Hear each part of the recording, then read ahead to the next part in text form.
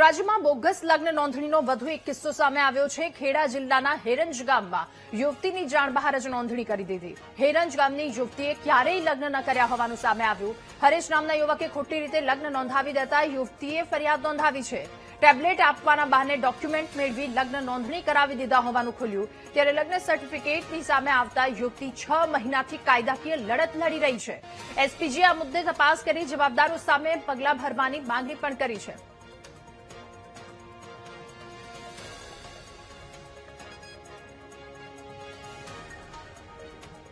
લગ્ન સર્ટિફિકેટમાં જે ગામ નોંધવામાં આવ્યું છે ત્યાં આગળ હું ક્યાં કોઈ દિવસ ગઈ જ નથી। ક્યાં ગામ પંચાયતમાં તલાટીને બી નથી જોયા અને જે મંદિર દર્શાવવામાં આવે છે મંદિરમાં પણ હું નથી ગઈ। ત્યાં રીતિ રિવાજ પ્રમાણે મેં લગ્ન નથી કર્યા, ફેરા પણ હું નથી ફરી ત્યાં, અને હું ક્યાં પણ નોટરી કરાવવા પણ ગઈ નથી। હવે મારી એવી જ માંગ છે કે જે અત્યાર સુધી આટલા મહિનાથી હવે વરસ થવા આવ્યું છતાં પણ અમને ન્યાય નથી મળ્યો। અમે ઘણા અમારા પોલીસ સ્ટેશનમાં અરજીઓ અમે આપી કે અમારી આ એફઆઈઆર તમે લો, પણ છતાં અમને કહેવામાં આવે છે કે તમારે અહીંયા નથી લાગતું, અમને તપાસ કરવાનો ટાઈમ આપો। એવી રીતે અમને બહાના કાઢીને કેટલા મહિનાઓ સુધી અમને ધક્કાઓ ખવડાવ્યા છે। હજી પણ મીડિયા સમક્ષ કહું, જેટલા વકીલો ગોર મહારાજ ખોટું કરતા હોય અને આ નોટરી વાળા એ બધાને વિનંતી કરું છું કે વહેલામાં વહેલી તકે તમે દીકરીઓ અને મા બાપ સામે સમજી અને વિચારીને આ કરજો ખોટું। તમે જે પણ ખોટું કરશો ને